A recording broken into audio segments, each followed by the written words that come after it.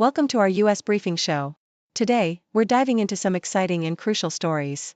First up, the U.S. has rerouted its mighty aircraft carrier, USS Nimitz, from the Indo-Pacific to the Middle East.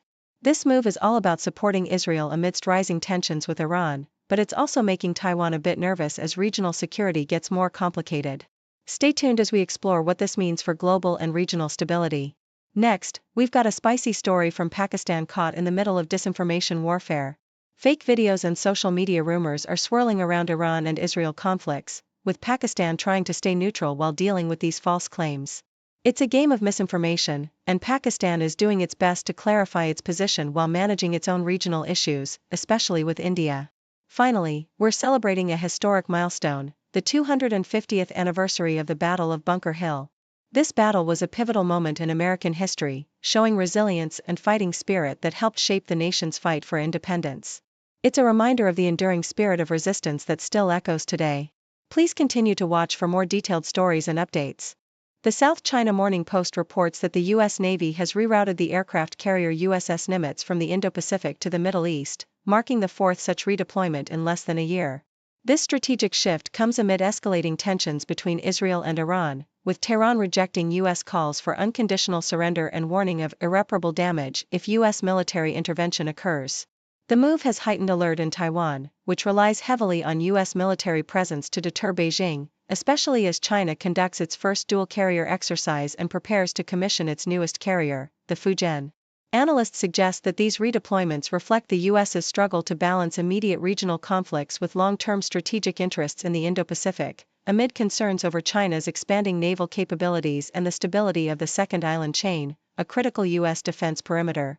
The U.S.'s increased activity in the South China Sea, though still limited compared to previous years, indicates a continued commitment to Asia-Pacific security, even as resources are diverted to the Middle East due to regional conflicts. The South China Morning Post also details how Pakistan is caught in the crossfire of misinformation amid the Iran-Israel conflict. After Israel's attack on Iran, a wave of AI-manipulated videos falsely implicated Pakistan, claiming that Islamabad had tipped off Tehran or pledged nuclear retaliation against Israel. Claims quickly debunked but widely circulated, amplifying regional tensions. Pakistan's officials had to clarify that these videos were fake, emphasizing that their nuclear arsenal is solely for defense against India, which possesses around 180 nuclear warheads. The disinformation campaign echoes past fears of a covert India-Israel alliance targeting Pakistan's nuclear facilities, but current Pakistani analysts see these rumors as primarily domestic political tools rather than genuine threats. Meanwhile, regional tensions are heightened by Netanyahu's calls for ethnic minorities in Iran to rebel and the proliferation of separatist movements like the Baloch insurgents, who operate across Iran and Pakistan, complicating Islamabad's security calculus. Relations between Iran and Pakistan remain strained, with ongoing border conflicts and mutual accusations, yet both countries share a cautious, often transactional, diplomatic relationship, complicated by external influences and internal insurgencies. The Associated Press commemorates the 250th anniversary of the Battle of Bunker Hill, a pivotal early conflict in the American Revolution that has become a symbol of American resilience and improvisation. Historians emphasize that, despite being a tactical British victory, the battle proved to the British High Command that the American militias could inflict significant casualties and resist a professional army. The battle's missteps, fortifying Breed's Hill instead of Bunker Hill, highlight the improvisational spirit of the colonial fighters, who, despite disorganization and shortages, managed to inflict over 200 British casualties, with the British suffering more than 1,000. The high cost for the British underscored that the revolution was not a straightforward conquest but a protracted struggle where victory depended on decisive engagement. The battle's legacy endures as a testament to American determination, inspiring confidence that the colonies could stand toe-to-toe with the world's most powerful empire, shaping the narrative of independence and resilience that continues to resonate today.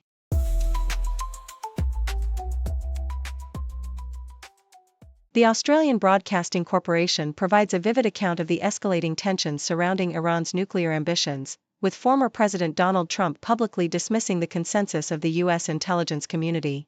Despite the CIA and other agencies' assessments that Iran is not actively pursuing nuclear weapons, Trump boldly declared that she's wrong, challenging the expert opinions conveyed to Congress by Tulsi Gabbard, who maintained that Iran's nuclear program remains suspended and that their uranium stockpile is not indicative of weapon development.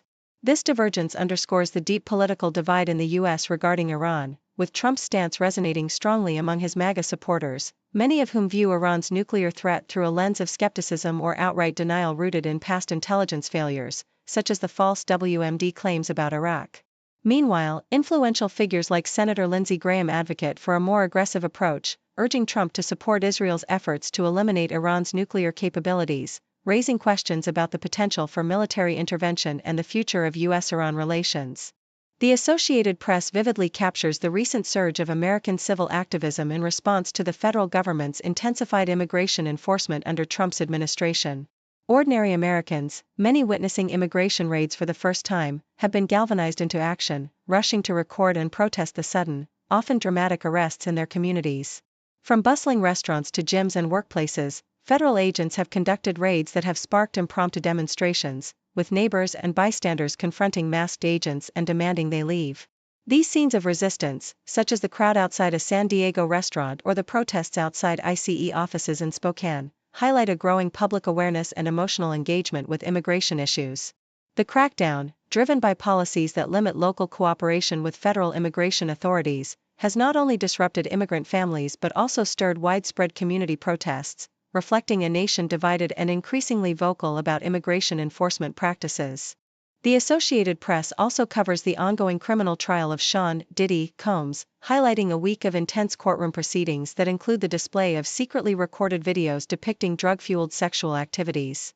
Prosecutors argue these recordings serve as evidence of sex trafficking and racketeering conspiracy, accusing Combs of coercing associates and girlfriends to recruit sex workers and facilitating drug use and illicit activities. The defense counters by claiming the videos show consensual conduct, emphasizing the importance of evaluating whether coercion was involved. The trial has been marked by procedural challenges, including the dismissal of a juror for dishonesty and concerns over media leaks, reflecting the high-profile nature of the case. As the defense prepares to conclude their presentation, the trial underscores the complex intersection of celebrity, criminal allegations, and the legal process, with each side vying to sway the jury's perception amid intense media scrutiny.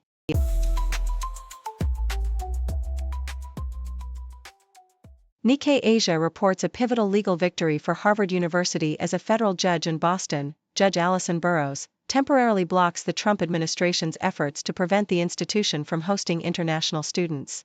This intervention preserves Harvard's current ability to admit and host foreign scholars amid ongoing legal battles, which stem from the Department of Homeland Security's abrupt withdrawal of the school's certification to issue visas, an action seen by Harvard as retaliatory for its policies on campus protests and diversity issues.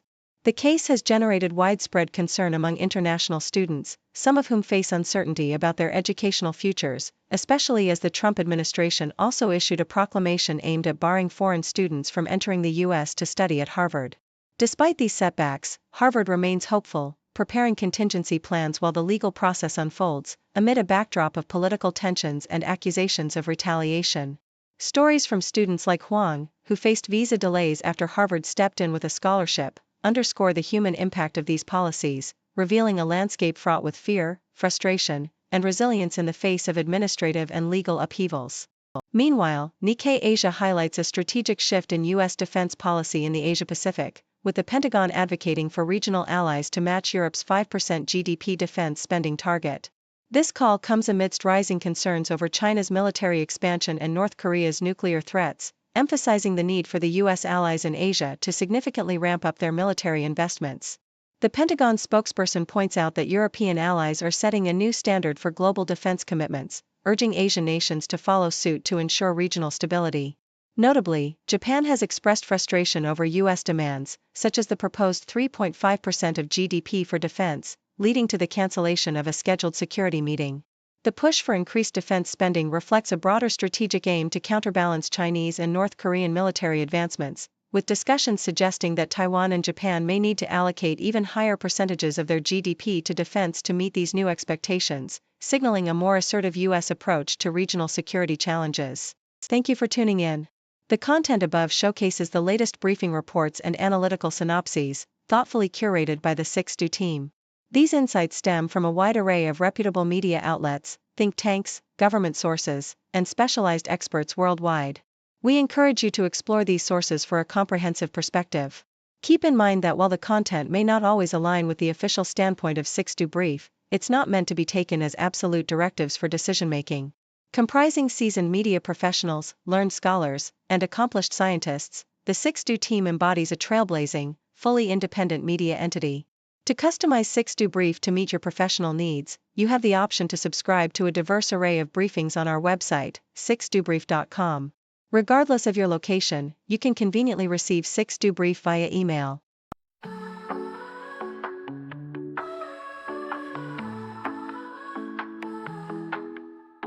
Waking up to wonders, tech and nature blunders. Got our rockets flying while the oceans are sighing. Lasers in the sky.